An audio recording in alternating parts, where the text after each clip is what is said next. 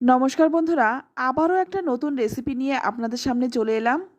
আজ আমি আপনাদের সাথে লাউয়ের একটি নিরামিষ রেসিপি শেয়ার করব, যেটা ভাত হোক বা রুটি সব কিছুর সাথেই খেতে পারবেন, আবার শুধু শুধুও কিন্তু খেতে পারেন।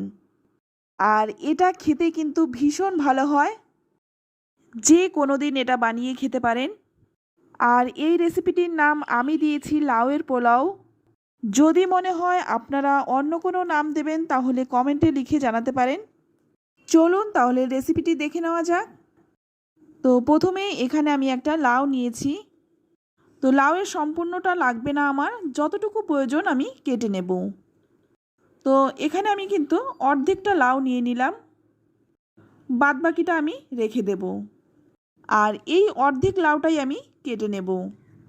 রেসিপিটি কিন্তু খুবই সুস্বাদু এবং চটজলদিও হয়ে যায়। খুব সিম্পল একটি রেসিপি, খেতে হয় অসাধারণ। আর খুব একটা তেল মশলারও কিন্তু বাহুল্য নেই। তো দেখুন এখানে আমি অর্ধেকটা লাউ কেটে নিয়েছি। প্রথমে লাউটা আমি 4 টুকরো করে নিয়েছি। এবার এই খোসাটা ছাড়িয়ে নেব। খোসা ছাড়িয়ে লাউটা ছোট ছোট করে কেটে নিয়েছি। তো দেখুন, দেখে বুঝতেই পারছেন কতটা ছোট বা পাতলা করে কেটেছি। আমি কিন্তু লাউটা ছোট ছোট করে কেটেছি, আপনারা চাইলে কিন্তু একটু বড় বড় করে ডুমো ডুমো করেও কিন্তু কেটে নিতে পারেন। তো যার যেভাবে ইচ্ছা কেটে নিতে পারেন, এতে কিন্তু কোনো স্বাদের হেরফের হবে না। এবার আমি একটা ছোট বাটি নিয়েছি, আর এবার এর মধ্যে দিয়ে দিচ্ছি 3 চামচ গোবিন্দভোগ চাল। চালটা একটু বেশি পরিমাণেই দেব, তবে আমি যে পরিমাণে লাউ নিয়েছি তার জন্য কিন্তু 3 চামচ চালই যথেষ্ট। এবার 2-3 বার জল পাল্টে পাল্টে চালটা ভালো করে ধুয়ে নেব। তো দেখুন 2-3 বার জল পাল্টে পাল্টে চালটা কিন্তু আমি ধুয়ে নিয়েছি। এবার এভাবে ভিজিয়ে রেখে দেব 10 মিনিট। এবার রান্নাটা করার জন্য প্রথমেই কড়াই গরম করে নিয়ে এর মধ্যে দিয়ে দিচ্ছি সর্ষের তেল। আজ আমি রান্নাটা সর্ষের তেলেই করছি। ফোড়নে দিয়ে দিচ্ছি 1/2 চামচ গোটা জিরে, আর দিয়ে দিচ্ছি 2টো শুকনো লঙ্কা। ফোড়নটা 30 থেকে 40 সেকেন্ডের মতো একটু ভেজে নেব। ফোড়নটা ভাজা হয়ে গেলেই এবার আমি এর মধ্যে দিয়ে দিচ্ছি একটা মিডিয়াম সাইজের আলু, ছোট ছোট ডুমো ডুমো করে কেটে রেখেছিলাম। প্রথমে আমি আলুটা একটু ভেজে নেব। 2 মিনিটের মতো আলুটা একটু ভেজে নেব। আলুটা যদি একটু ভেজে নেওয়া হয় তাহলে আলুটা খেতেও কিন্তু ভালো লাগে। তো আলুটা কিন্তু একটু ভেজে নিয়েছি। এবার এর মধ্যে দিয়ে দিচ্ছি 1 ইঞ্চির মতো আদা আমি গ্রেট করে রেখেছিলাম। আমি এখানে গ্রেট করা আদাটা দিলাম, আপনারা কিন্তু আদাটা বেটেও দিতে পারেন। আদাটা ভেজে নেব যতক্ষণ না আদার কাঁচা গন্ধ চলে যাচ্ছে। তো আদাটা কিন্তু ভাজা হয়ে গেছে। এবার যে ভিজিয়ে রেখেছিলাম গোবিন্দভোগ চালটা, সেটা দিয়ে দেব। এই গোবিন্দভোগ চালটা দিয়েও কিন্তু ভালো করে একটু ভেজে নেব। যেমন আমরা পোলাও রান্না করার সময় চালটা ভেজে নিই, ঠিক তেমনভাবেই কিন্তু চালটা ভেজে নিতে হবে। এতে করে চালটা গোটা গোটা থাকবে আর খেতেও কিন্তু ভালো লাগবে। তো আমি কিন্তু রান্নাটা সর্ষের তেলে করেছি, আপনারা চাইলে কিন্তু সাদা তেলেও করতে পারেন, তবে সর্ষের তেলে করলে আমার কাছে মনে হয় বেশি ভালো হয়। এবার এর মধ্যে দিয়ে দিচ্ছি কেটে রাখা লাউ। এবার চালের সাথে খুব ভালো করে লাউটা মিশিয়ে নেব। এটা মেশাতে মেশাতে আমি এখানে একটা সিম্পল একটা মশলা বানিয়ে নেব। তার জন্য নিয়ে নিয়েছি এখানে 2 চামচ পোস্ত, আর এই পোস্তর মধ্যে দিয়ে দিচ্ছি 3টে কাঁচা লঙ্কা। ঝালটা কিন্তু নিজেদের স্বাদ অনুযায়ী দেবেন। এবার এই পোস্তটা বেটে নেব, তবে কিন্তু হালকা ঝালেই রান্নাটা খেতে বেশি ভালো হয়।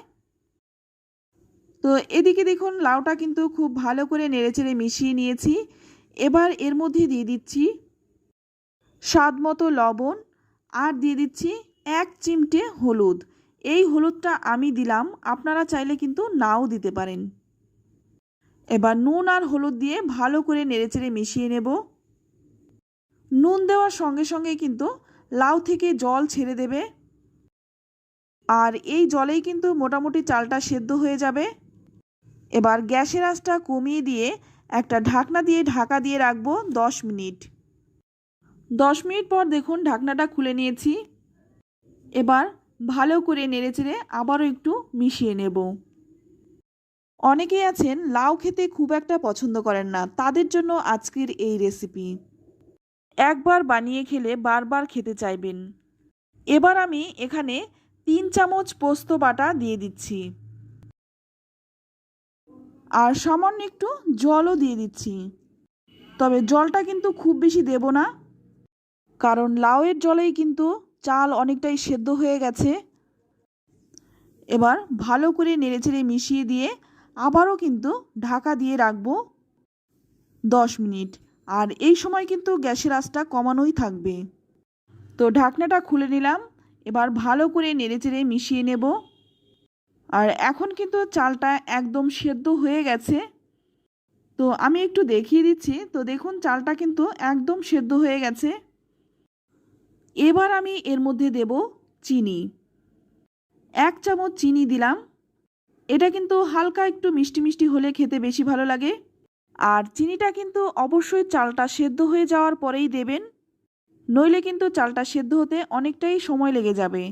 এবার এই বাদবাকি পোস্তটা দিয়ে দিলাম আর পোস্তর বাটিটা ধুয়ে সামান্য একটু জলও দিয়ে দিলাম। এবার ভালো করে নেড়েচেড়ে মিশিয়ে নেব।